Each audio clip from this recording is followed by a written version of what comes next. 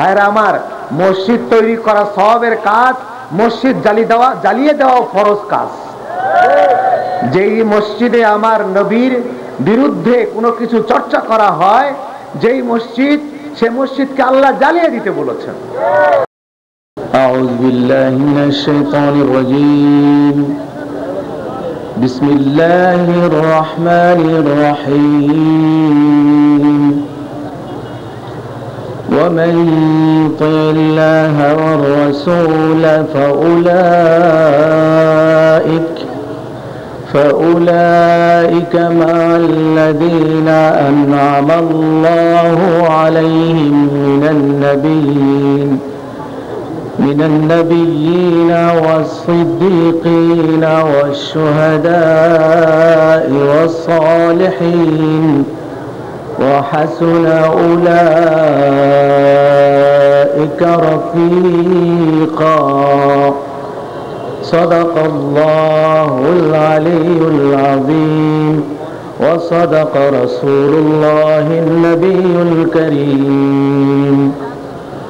وعن عائشة رضي الله تعالى عنها أنها قالت: كنا جلوس عند رسول الله صلى الله عليه وسلم فجاء رجل إلى النبي صلى الله عليه وسلم وقال: يا رسول الله، إن محبتك غالب علينا وأولادنا وأزواجنا وأموالنا، وإننا نخاف كيف نجدك بعد الموت.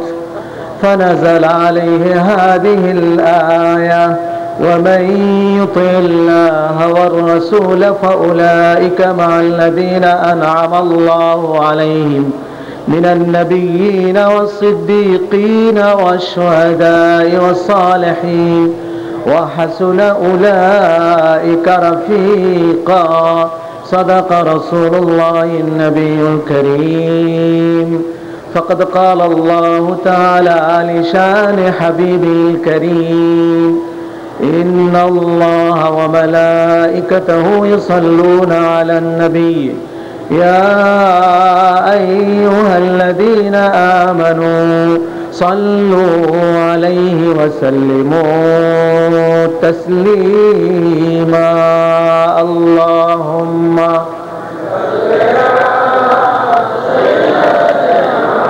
مولانا محمد وعلى آل سيدنا حبيبنا محمد. اللهم صل على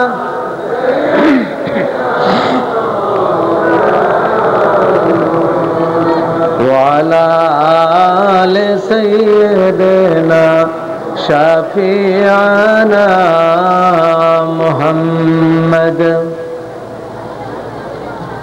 वो पत्थरों की टुकड़ों को कलेमा पढ़ाना, इशारे से सूरज को वापस बुलाना, दरख्तों को अपना कदम पे झुकाना, ये हुकूमत नहीं है तो फिर और क्या है।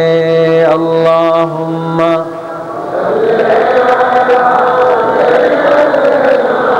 मौलाना मुहम्मद वाला आल सय्यदना मौलाना मुहम्मद। আন্তর্জাতিক সুন্নি সম্মেলনের সম্মানিত সভাপতি হযরতে উলামায়ে কেরাম, বুজুর্গানে দ্বীন, রসুল প্রেমিকগণ, জওয়ান ভাইরা, কিশোর কচি কাচারা, আল্লাহর দরবারে আমি বিনয়ের সাথে আনত মস্তকে অসংখ্য শুকর ও সুজুদ পেশ করছি। আল্লাহ তাআলা আমার রসুলের শানে এই মহা ইসলামী আন্তর্জাতিক সুন্নি মহাসম্মেলনে আপনাদের খেদমতে আমি উপস্থিত হতে পেরেছি। আপনারা দূরদারাজ থেকে এসে এখানে সমবেত হতে পেরেছেন, সেই জন্য আল্লাহর দরবারে আমরা সবাই একবার শুকরিয়া আদায় করে বলি আলহামদুলিল্লাহ। আসলে আজকে আমি যদি এখানে না আসতাম তাহলে খুব একটা বড় মিস করতাম, এটা ঠিক। আমার আজকে মাহফিল ছিল উত্তরবঙ্গ, দিনাজপুরে 2 দিন ব্যাপী মাহফিল ছিল, কিন্তু আমার এবং আপনাদের সকলেরই শ্রদ্ধাভাজন মুরব্বী, আমার উস্তাদ ও পিতৃতুল্য,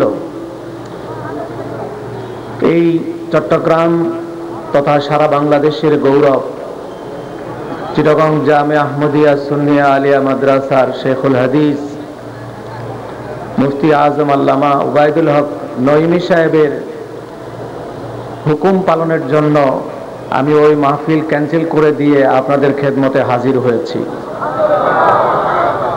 হাজিরিন, আমি প্রথমেই চিটাগং হাটহাজারী কলেজের সম্মানিত অধ্যক্ষ মহোদয় তার অত্যন্ত মূল্যবান বক্তৃতার সূত্র ধরে কথা বলতে চাই। আমিও ঠিক সেই পরিকল্পনা নিয়েই এসেছিলাম সে কথাগুলো বলার জন্যই। হৃদয়ে পুঁজিভূত অনেক জ্বালা, বলতে গেলে দীর্ঘ সময় লাগে এবং আবেগে ফেটে পড়তে হয়। তারপরেও যথারীতি সংযতভাবে বলার চেষ্টা করব। দেখুন, কোরআন শরীফে আল্লাহ তাআলা কাফিরদের নামে একটি সূরা সূরাতুল কাফিরুন, মুমিনদের নামে একটি সূরা সূরাতুল মুমিনুন, আর মুনাফিকদের নামেও একটি সূরা সূরাতুল মুনাফিকুন। এটার প্রথমে আল্লাহ তাআলা বলছেন, ইযা জাআকাল মুনাফিকুন ক্বালু নাশহাদু ইন্নাকা লারাসূলুল্লাহ। আল্লাহ বলছেন, হে আমার হাবিব, মুনাফিকরা আপনার কাছে এসে বলে, ইয়া রাসূলুল্লাহ, আমরা আপনাকে ভালোবাসি, বিশ্বাস করি, সাক্ষী দিচ্ছি আপনি আল্লাহর রাসূল। আল্লাহ বলেন, আল্লাহু ইয়ালামু ইন্নাকা লারাসূলুহু, আপনি যে আমার রাসূল এটা আমি ভালো করে জানি। আল্লাহু ইয়াশহাদু, ওরা সাক্ষী দিচ্ছে আপনি আল্লাহর রাসূল, আপনাকে ওরা ভালোবাসে, সমর্থন দেয়। আমি আল্লাহ সাক্ষী দিচ্ছি, ইন্নাল মুনাফিকিনা লাকাযিবুন, এরা মুনাফিক, এরা মিথ্যাবাদী। তাহলে অর্থ দাঁড়ালো কি? মুমিন তারা স্পষ্ট, কাফির মুশরিক তারা স্পষ্ট, মাঝখানে আরেকটা সম্প্রদায় তারা অস্পষ্ট, স্পষ্ট নয়। তাহলে যেই মুনাফিকরা রাসূল পাক সাল্লাল্লাহু আলাইহি ওয়াসাল্লামের পেছনে আবু বকর, ওমর ইবনুল খাত্তাব, ওসমান বিন নুরাইন, আলীউল মুরতাদা রিদওয়ানুল্লাহি তাআলা আলাইহিম আজমাইন তাদের সাথে একই কাতারে দাঁড়ায় নামাজ পড়তো, একই সূরতে, একই লেবাসে তারা নামাজও পড়তো, রোজাও করতো, হজও করতো, দোয়াও করতো, জিকিরও করতো, কাঁদাকাটিও করতো। লেবাসে, পোশাকে, আমলে, আখলাকে, চলায়, ফেরায় রাসূলুল্লাহ সাল্লাল্লাহু আলাইহি সাল্লাম পার্থক্য করতে পারেন নাই। জিবরিল আমিনকে বলতে হয়েছে যে আপনার সামনে সবাই কিন্তু আপনার না, যুদ্ধ বিগ্রহের কথাবার্তা আপনি সাবধানে বলবেন। কেন? বলে আপনার সামনে আবু বকরের পাশে যেটা বসে কাঁদাকাটি করছে বড় পাগড়িওয়ালা, এটা 1 নম্বর মুনাফিক। রাসূলুল্লাহ পরিচয় পেলেন গজওয়ায়ে বনু মুস্তালিকা থেকে ফিরবার সময়।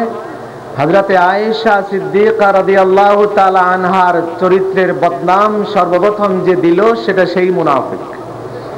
তো আল্লাহ তাআলা আয়াত নাজিল করলেন হযরতে আয়েশার শানে এবং তাদেরকে 80টা করে বেত মারার জন্য আল্লাহ হুকুম করলেন। 80টা করে বেত খেয়ে বাকি 3 জন সাহাবী তারা হুজুরের হাতে পায়ে ধরে মুসলমান হয়ে নতুন করে কলেমা পড়ে কোন রকম পার পেয়ে গেল, কিন্তু মুনাফিক মাপও চাইল না, কলেমাও পড়ল না, ঘাড় ফিরিয়ে চলে গেল। এখন আমি যেটা বলতে চাই, যারা ওমর আব্দুল খাত্তাব শহীদ হয়েছেন, কাফের মুশরিক ইহুদি নাসারা শহীদ করে নাই। করেছে কারা? কলেমাওয়ালা, দাড়িওয়ালা, টুপিওয়ালা, নামাজওয়ালা। হযরতে উসমানকে শহীদ করেছে এরাই, কাফের মুশরিকরা করে নাই। হযরতে আলীকে শহীদ করেছে এরাই, কাফের মুশরিকরা করে নাই। হযরতে হাসানকে শহীদ করেছে এরা, কাফের মুশরিকরা করে নাই। হযরতে হুসাইনকে শহীদ করেছে এরা, কাফের মুশরিকরা করে নাই। এবং এদের উস্তাদ, এদের অ্যাডভাইজার সবসময় ছিল ইহুদি নাসারা। আপনারা জানেন, ইয়াজিদ যখন ক্ষমতায় বসলো, তখন সে তার উস্তাদ, ব্যক্তিগত উস্তাদ একজন ইহুদিকে তার চিফ অ্যাডভাইজার বানিয়ে নিল, প্রধান উপদেষ্টা বানালো। এবং এই প্রধান উপদেষ্টা বলল, ইয়াজিদ, তোমার সংবিধান পরিবর্তন করতে হবে। কি পরিবর্তন? এই তিনটা পরিবর্তন করতে হবে, আদারওয়াইজ তুমি ক্ষমতায় থাকতে পারবা না, তোমার ক্ষমতা চলে যাবে। এক নম্বর পরিবর্তন হলো, কোরআন ও সুন্নাহ দিয়ে, কোরআন সুন্নাহর আইন ও বিধান মোতাবেক দেশ চলবে না, তুমি যেটা বলবে সেটাই হবে আইন, তোমার কথায় দেশ চলবে, এটা এক নম্বর। দুই নম্বর, রাসূল পাক সাল্লাল্লাহু আলাইহি ওয়াসাল্লাম সহ আহলে বাইতকে যারা ভালোবাসে এমন কোন মন্ত্রী, কোন সচিব, কোন অফিসার রাখা যাবে না, ছাঁটাই করতে হবে। তিন নম্বর সংশোধনী যেটা, সেটা হচ্ছে আওলাদে রাসূল, আহলে বাইত যেখানে যেখানে আছে তাদেরকে জবরদস্তি করে ধরে এনে তোমার হাতে জনগণের সামনে বায়াত করাতে হবে। এই তিনটা যদি করতে পারো তাহলে তোমার রাষ্ট্র টিকবে, আর নাহলে টিকবে না। ইয়াজিদ প্রথমটা করলো, প্রথমটা মানে ইয়াজিদ যা বলবে মুখ দিয়ে সেটাই হবে।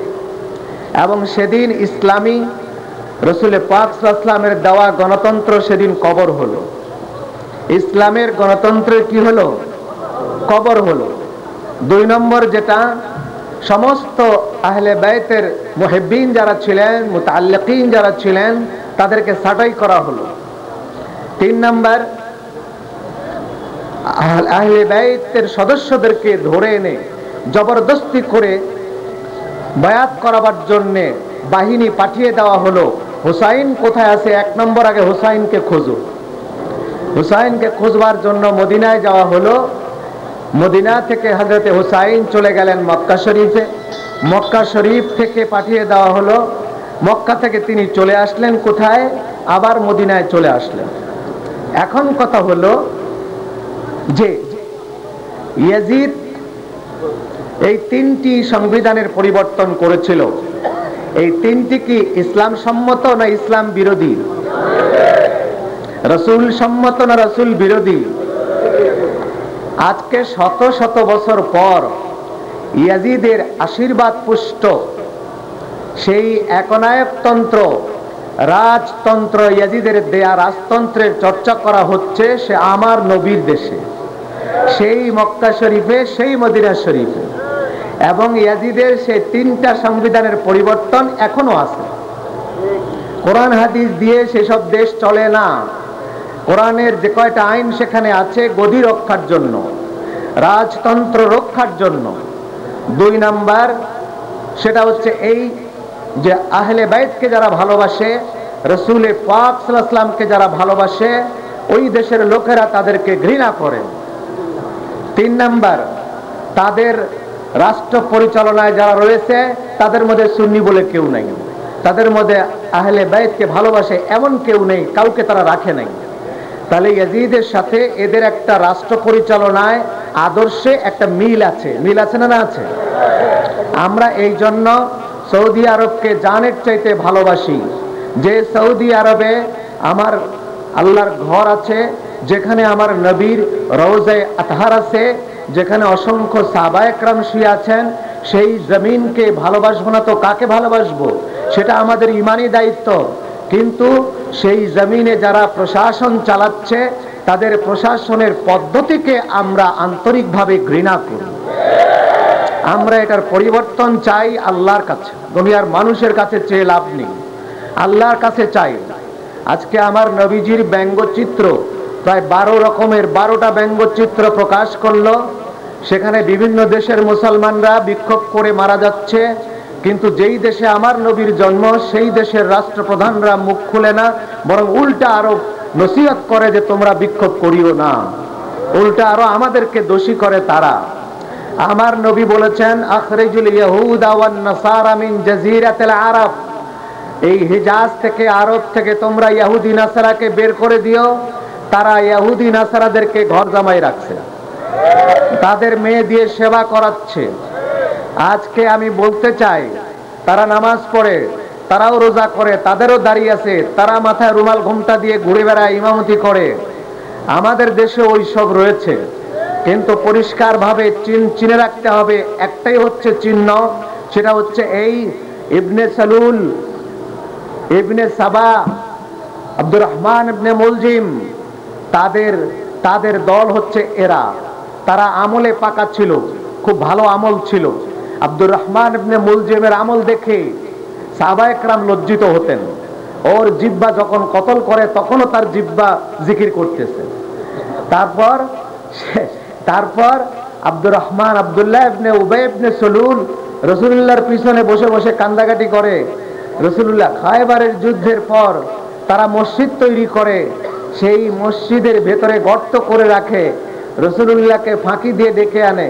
ভাইরা আমার, মসজিদ তৈরি করা সওয়াবের কাজ, মসজিদ জ্বালিয়ে দেওয়া ফরজ কাজ। যেই মসজিদে আমার নবীর বিরুদ্ধে কোনো কিছু চর্চা করা হয়, যেই মসজিদ, সে মসজিদকে আল্লাহ জ্বালিয়ে দিতে বলেছেন। রাসূলকে গর্তে ফেলবার জন্য তারা মসজিদ তৈরি করে রাসূলে পাক সাল্লাল্লাহু আলাইহি সাল্লামকে বললেন, আপনি এখানে এসে হুজুর একটু নামাজ পড়ে আমাদেরকে ওপেনিং করে দিয়ে যান। আল্লাহ তাআলা বলে দিলেন, আগুন সাথে করে নিয়ে যাও, ভেতরে যেও না, বরং ওটার দরজায় গিয়ে ভালো করে আগুন দাও, ওখানে তোমাকে মারার চেষ্টা করা হয়েছে। হুজুর আগুন দিয়ে মসজিদ জ্বালিয়ে দিলেন। কোরআন শরীফে মসজিদকে মসজিদে জারার বলা হয়েছে, ক্ষতিকর মসজিদ। তাহলে মাদ্রাসা, আমার নবীর মহব্বতের চর্চা যেখানে হয়, সেই মাদ্রাসা লালন করা, যত্ন করা যেমন ফরজ, আমার নবীর বিরুদ্ধাচরণ, আমার নবীর বিরুদ্ধে আমার নবীর সম্মান ক্ষুণ্ণ করার জন্য যেটা চর্চা করা হয়, সেটারও বিরুদ্ধাচরণ করা ফরজ, যদি ঈমান থাকে।